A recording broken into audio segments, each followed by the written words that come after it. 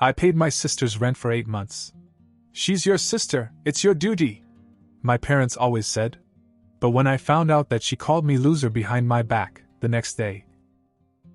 She's your sister, it's your duty. That's what my parents used to say.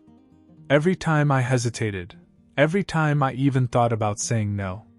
Monica was doing well in college, they told me, and they made it very clear that it wasn't their responsibility to pay her rent. It was mine. I fought them about it once. Not just a little argument, a real, full-blown fight. I told them it wasn't fair. That they had more money than me. That Monica was their daughter, not mine. That it wasn't my job to support a perfectly capable adult when I was already busting my ass at work just to keep my own life together. Dad barely looked up from his phone. Mom folded her arms and said, "You're single, Brad.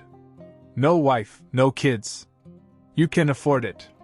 I remember laughing in disbelief. So let me get this straight. You two, our parents, don't have to pay a dime, but I do. Because I'm not married? Mom rolled her eyes. Don't be dramatic. That was the end of it. I lost. So for 8 months, I sent Monica $2,300 like clockwork. No questions asked? No thank yous? No acknowledgement at all. She never even brought it up in conversation. It was like she expected it, like I was just another bill that got paid automatically. I told myself it didn't matter. She was my sister. Family helps family, right? That's what I told myself every time I wired the money. Then my grandfather called last week. He's the only one in the family who's ever really looked out for me. He sounded hesitant. Hesitant, like he wasn't sure what to say. At first I thought maybe something had happened, maybe Monica was in trouble. Then he said, "I have to tell you something, Brad. And I know you're not going to like it." I asked what was wrong. He sighed, then told me exactly what Monica had said to him. She called me a loser. Not just once, not just in passing. She laughed about it. She said to him, "What kind of loser would you have to be to pay my rent? Of course I can do it myself, but it's better for me if he does it." I didn't say anything. I think my brain just refused to process it at first. Grandpa kept talking. She said it like it was funny. Like she knew you'd keep paying no matter what. Like she thought you were a joke. I felt sick. After everything, after all these months of covering for her, this is what she thought of me. I was just a walking ATM to her. Just some pathetic fool stupid enough to keep handing over thousands of dollars without question. I clenched my jaw so tight it hurt. I wanted to drive to her apartment right then and there, but Grandpa stopped me. "Don't do anything stupid, Brad. I have a better idea." I forced myself to breathe. He was right. Storming over there wouldn't change anything. But the next rent was due in 8 days. And this time? It wasn't coming. For the first time in 8 months, I didn't send Monica her rent money. I waited. I wanted to see how long it would take her to realize the free ride was over. Day 1, nothing. Day 2, still nothing. Day 3, I started to think that maybe, just maybe, she had been paying for herself all along. That maybe Grandpa had misunderstood, or maybe Monica had exaggerated when she bragged about using me. But on the 4th day, my phone rang. It was my mother. Not Monica, my mother. I let it go to voicemail. A minute later, a text appeared. "Mom, Brad, why hasn't Monica gotten her rent money?" Not a question, not a polite request, just a demand. As if I were a customer service representative who forgot to process a transaction. I stared at the screen. This was it. That was the moment they realized I wasn't playing. I didn't respond. A few hours later, another text message. "Mom, Brad, answer me." So I did. "Mom, Monica just told me that her landlord contacted her. She's going to get a late fee because of you. Fix it." Because of me? I actually laughed. The audacity was insane. Still, I didn't answer. On the 5th day, Monica finally called. I let it ring. Then she texted me. "Monica, hey. Didn't get the rent today. What's up? No, please. No, thanks for literally paying my rent for 8 months. Just what's up? I didn't answer. 3 hours later. Monica, Brad. I need the money. You're putting me in a bad position here. I was having dinner with Grandpa when I showed him the texts. He chuckled. Let her squirm a little. And she did squirm.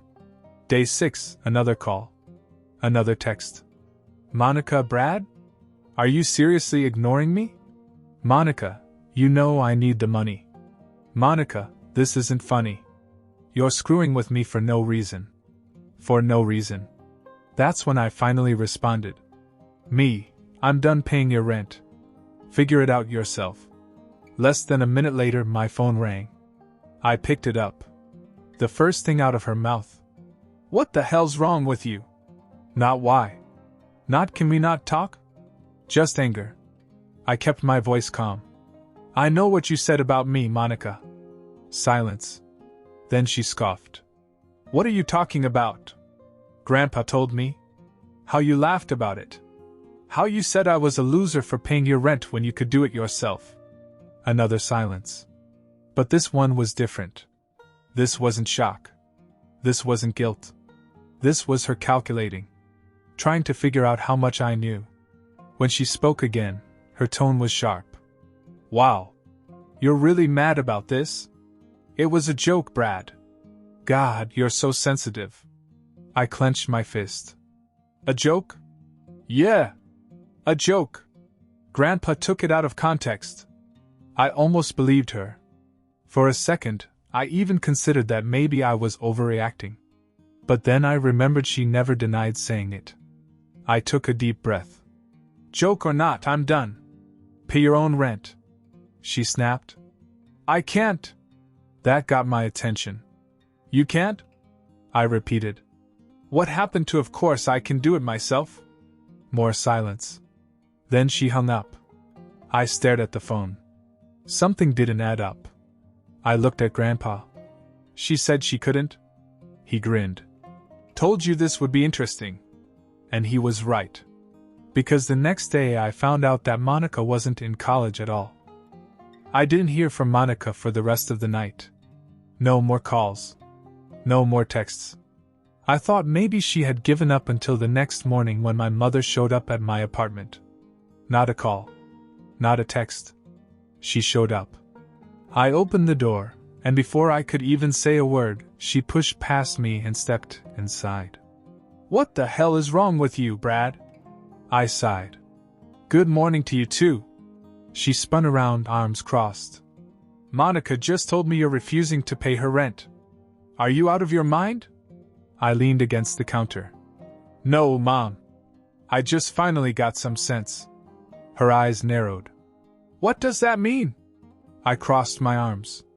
It means I know what Monica said about me. I know she's been laughing behind my back. And I know she never actually needed my help, she was just using me. Mom rolled her eyes so hard I thought she'd pass out. Oh, please. You're throwing a tantrum over a stupid joke? I stared at her. That was the second time someone had called it a joke. She sighed, shaking her head like I was an idiot. Listen, it doesn't matter what she said. She needs that money. You can't just leave her stranded. I clenched my jaw. She said she could do it herself. Brad. No, Mom. Answer me. She said, of course I can do it myself, but it's better if he does. So why can't she? My mother hesitated. Just for a second. But I saw it. That was when I knew. There was something else going on. I kept my voice calm. Is she even in school? Her face twitched. Just slightly. Of course she is. I folded my arms. Where? She scoffed. What kind of question is that? I repeated slowly this time. Where is she going to school, Mom? Silence. A long, painful silence. Then she shook her head. This is ridiculous. Just send the money, Brad. I exhaled sharply, half laughing. She's not in school, is she? Mom glared at me like I was the problem. She needed time to figure things out, okay? You wouldn't understand. I felt my stomach drop. You mean to tell me I've been paying her rent for 8 months and she hasn't been in school this whole time? She didn't even flinch. It's not a big deal. Not a big deal. I let out a short laugh. So what has she been doing then? Just sitting in that apartment, living for free? Mom waved her hand. She's been thinking about what she wants to do. And she didn't need the stress of a job on top of that. I was in shock. I had been breaking my back, wiring her $2,300 a month, thinking I was helping my hardworking little sister get through school. Meanwhile, she had been sitting in that apartment doing absolutely nothing. And my parents knew. They knew, and they didn't say a word. Because to them, it was easier to let me handle it. I took a deep breath. I'm done. Mom scoffed. No, you're not. I shook my head. You don't get it, do you? I'm done. I'm not sending another penny. Her expression darkened. You don't have a choice. I actually laughed. I don't have a choice? Are you serious? It's my money. She stepped closer, lowering her voice. She's your sister, Brad. If you don't pay, she could get evicted. I shrugged. Then she can get a job. Mom's eyes widened, like the concept was completely foreign to her. She's not ready for that yet. I scoffed. Then she should have thought about that before blowing off school and living on my dime. She opened her mouth to argue again, but I held up a hand. I don't care, Mom.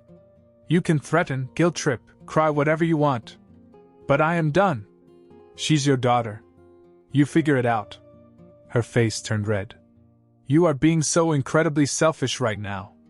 I almost exploded at that. Selfish? Selfish? I pointed to the door. Leave. She stared at me like she couldn't believe I was actually standing up to her. Then she scoffed and stormed out, slamming the door behind her. I sat down on the couch, my head spinning. 8 months.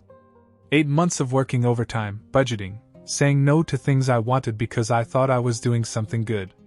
And the whole time, I was just an idiot getting played. My phone buzzed. A text from Grandpa. Grandpa, so, how did it go? I stared at the message for a second. Then I responded. They're panicking. A moment later. Grandpa, good. Let's make it worse. After my mother stormed out, things escalated fast. I expected more texts, maybe a few guilt-tripping calls. What I didn't expect was for my father to get involved.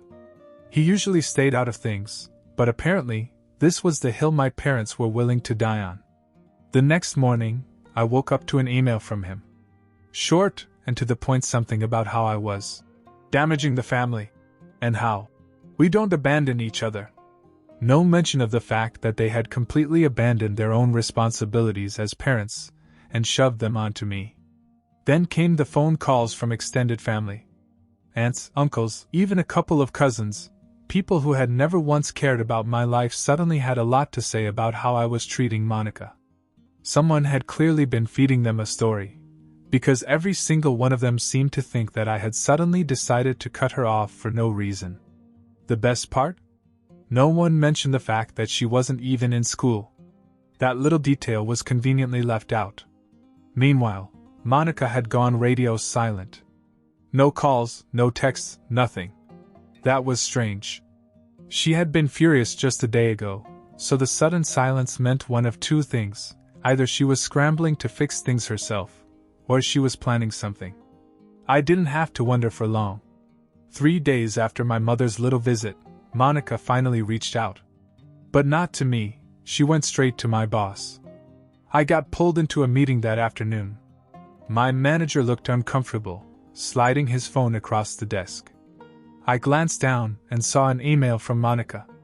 It was full of accusations, claims that I was financially abusive, that I had manipulated her into depending on me, that I had, suddenly, pulled the money as a way to punish her. She made it sound like I had been controlling every aspect of her life, and now that she wasn't doing what I wanted, I was destroying her stability. I couldn't believe what I was reading. My boss asked if everything was okay, clearly trying to give me the benefit of the doubt. I took a deep breath and calmly explained the situation, how I had been paying her rent, how she had lied about being in school, how I had simply stopped sending money that I never owed her in the first place. By the time I was done, my boss just shook his head and sighed. He told me he'd handle it.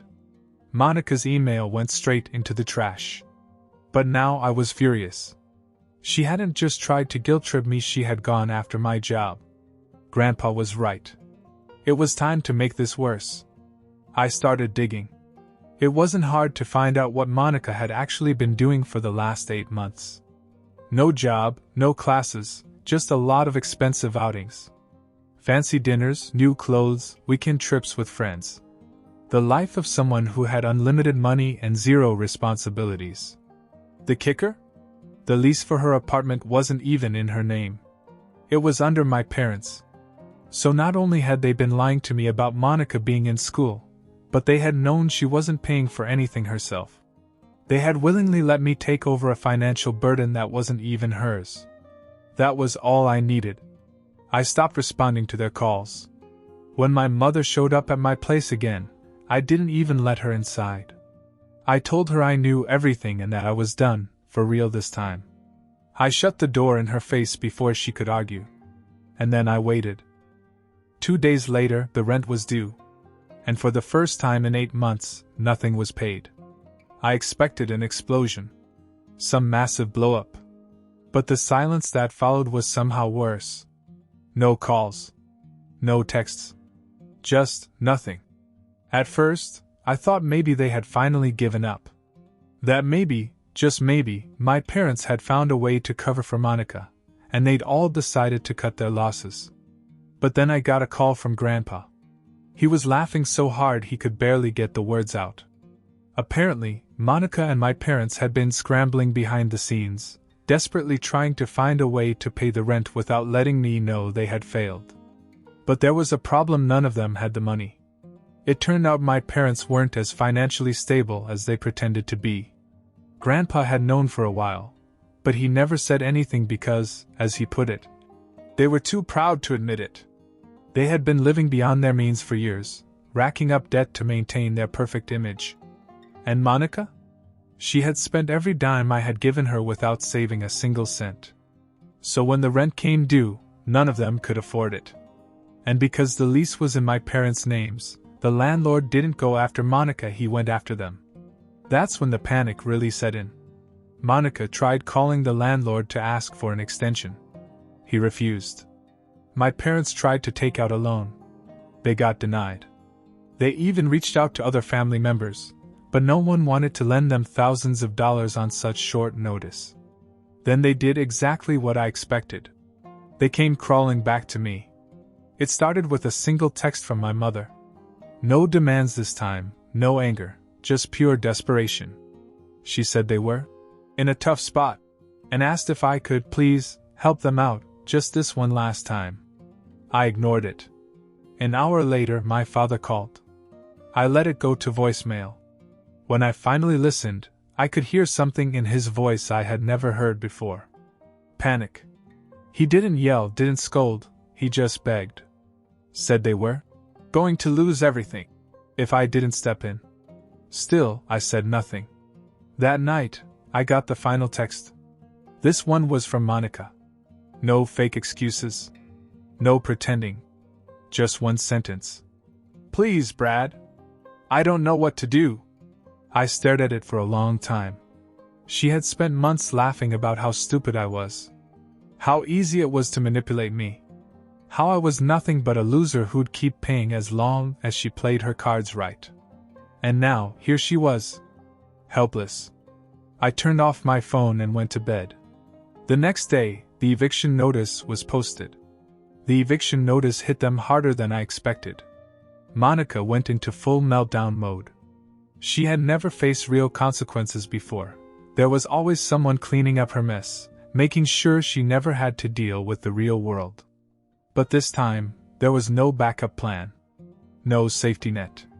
At first, she stayed in the apartment, hoping something would magically fix itself. Maybe she thought the landlord would give her more time. Maybe she thought I'd crack and come to her rescue at the last second. But I didn't. And when the landlord finally locked her out, reality smacked her in the face. That's when she turned to our parents. Except they had a problem of their own. A big one. I hadn't realized just how deep they were in debt until Grandpa told me everything. My parents weren't just struggling financially, they were on the edge of complete collapse. The apartment they rented for Monica was just one of the many disasters they were juggling. Their mortgage? They had been behind on payments for months, dodging calls from the bank, shifting money around, barely staying afloat. The only reason they had lasted this long was because I had unknowingly been covering one of their biggest expenses. When I cut Monica off, the entire house of cards fell apart. 2 weeks after Monica lost her apartment, my parents lost their house.